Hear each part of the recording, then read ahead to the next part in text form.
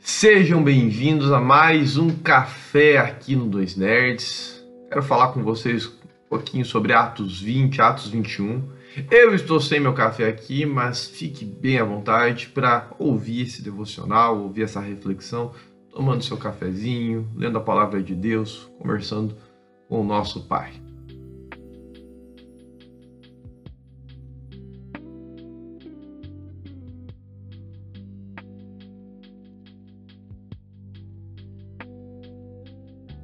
Atos 20 e Atos 21 são dois textos que têm despertado aí nos meus devocionais e que têm me intrigado bastante. O ministério de Paulo por si só já me intriga bastante. Uma das coisas que me fascina no mundo nerd, antes de entrar necessariamente no texto de Atos, mas uma das coisas que mais me fascina no mundo nerd, que me chama a atenção em alguns personagens, é a persistência, mesmo quando tudo parece estar dizendo o contrário das coisas, né? Isso me fascina, por exemplo, fizemos recentemente um episódio de One Piece, isso me fascina muito no Luffy. Né? O Luffy é um cara que persiste muito, quando ele coloca algo na cabeça dele, que ele entende que é o certo e que é o caminho que ele deve seguir, ele persiste, por mais que seja tudo ao seu redor seja desvantajoso e parece mostrar que não vai dar certo. Mas o Luffy, ele persiste, ele não fica para trás, ele tem um propósito, ele tem uma meta, ele tem um objetivo, seja de ajudar seus amigos, seja de alcançar os seus sonhos, seja de ajudar outras pessoas inocentes, e ele segue nesse propósito até o fim, até ele conseguir concretizar. Mas isso não se restringe apenas aos animes e mangás. Se a gente vai para a cultura mais ocidental, né, para os filmes e séries, livros nerds da nossa cultura ocidental, acontece a mesma coisa. Há uma persistência, isso faz parte até do herói persistir no seu sonho, no seu projeto, naquilo que é certo, mesmo que as circunstâncias ao redor pareçam contrárias. E é mais ou menos isso que a gente vê acontecendo com o apóstolo Paulo. Aqui, no caso, não é uma história fictícia. Nós estamos vendo um relato histórico aqui do que Paulo realiza saindo aqui da igreja de Éfeso. Paulo está finalizando sua terceira viagem missionária. E diz o texto aqui no capítulo 20, né, ele está em Éfeso, uma cidade onde ele consolida ali uma igreja. Ele está bem em Éfeso, não está ruim não. Só que diz o verso 22... que agora, impelido pelo Espírito, vou para Jerusalém, não sabendo o que ali vai me acontecer. Paulo recebe um chamado de Deus para sair de Éfeso, onde ele está bem, para ele ir até Jerusalém. E ele tem que ir para aquela cidade. E o texto diz que ele vai para Jerusalém, não sabendo o que ali vai me acontecer. Ou seja, Deus não deu nenhum detalhe assim do que ele tem que fazer em Jerusalém. E aí, talvez seja importante nós sabermos um pouco, né? Jerusalém é onde nasce o cristianismo no início de Atos, mas é uma cidade que vai enfrentar uma intensa perseguição contra a fé cristã. Até porque ali também é a capital do judaísmo. Muitos judeus ali, o templo do judaísmo está ali, né? O templo de Jerusalém é a base do judaísmo, da religião judaica. Então havia muita perseguição por parte dos judeus. Os judeus tinham o apoio de Roma, então, de certa forma, Roma dava todo o subsídio para que eles conseguissem empreender o seu propósito de perseguir a igreja cristã. Paulo, então, é chamado a voltar para este lugar. Tem uma igreja lá em Jerusalém, mas é uma igreja que sofre perseguição. Paulo tem que voltar para aquela cidade. Paulo é impelido pelo Espírito a voltar sem nem saber o que Deus quer dele naquela cidade. Paulo não sabe o que Deus quer, mas ele tem mais uma informação. Além de saber que ele tem que ir para Jerusalém, o verso 23 diz que o Espírito testificou no coração dele de que de cidade em cidade ele enfrentaria prisões e sofrimentos. Então ele não tem detalhes do que Deus quer dele em Jerusalém, mas além de saber que tem que ser em Jerusalém, ele também tem a informação de que ele vai enfrentar prisões e que ele vai enfrentar muito sofrimento. Não é muito convidativo, meus queridos, vocês vão de convir comigo. Não é um convite muito atrativo, esse que Paulo recebe da parte de Deus. E aí a gente pode pensar, tá, então Paulo desiste? Ou não vai ir, não é mesmo? Não faz sentido. Só que olha o que diz o verso 24.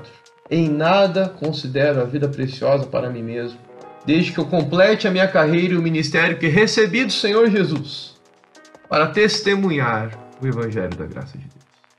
E aqui, meus queridos, está a grande lição de Paulo. Aquilo que move ele a persistir, apesar de tudo ao seu redor, toda a compreensão, todo o seu intelecto, tudo aquilo que é lógico e racional, dizer o contrário. Paulo demonstra que o salto de fé que ele dá diante desse chamado desafiador do Espírito Santo. Sua vida não vale mais do que a obediência ao chamado de Deus. E Paulo vai demonstrar isso no capítulo 21, porque daí ele segue para Jerusalém, meus queridos. Só que ele vai parar em dois lugares antes de seguir para Jerusalém. Ele vai parar em Tiro, e nós vemos ali em Tiro, no capítulo 21, verso 4, que a igreja que se reúne ali em Tiro vai, sabendo que Paulo está seguindo para Jerusalém, vão chegar e falar: Paulo, não vá. Não vá, tem muita coisa acontecendo em Jerusalém. Ainda assim, Paulo resolve seguir viagem. E aí ele vai parar ainda em Cesareia. E lá em Cesareia, novamente, agora não apenas a igreja, mas um profeta, o Ágabo, diz ali no verso 10 que o profeta Ágabo vai até Cesareia, subindo da Judéia, vai até Cesareia e entrega uma mensagem ao apóstolo, está ali no verso 11.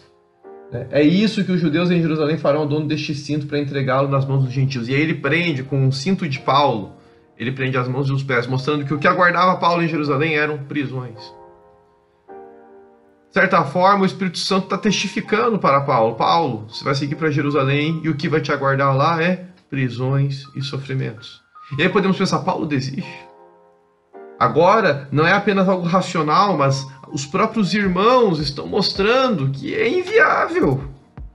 Você vai lá para ser preso, você, Paulo, um grande líder da igreja que tem plantado várias igrejas, tem mentoreado vários líderes, tem escrito cartas que tem ajudado a igreja a se desenvolver. Você vai para Jerusalém para ser preso? Você vai para Jerusalém para sofrer? Sim, Paulo vai. Nós vemos aqui no verso 13 do capítulo 21 o que estão fazendo ao chorar assim e partir o meu coração. Estou pronto não só para ser preso, mas até para morrer em Jerusalém pelo nome do Senhor Jesus. Sim, Paulo podia continuar escrevendo cartas, Paulo podia continuar plantando igrejas, Paulo podia continuar treinando líderes, mas Deus quis que Paulo fosse para Jerusalém. Era da vontade do Senhor que ele fosse.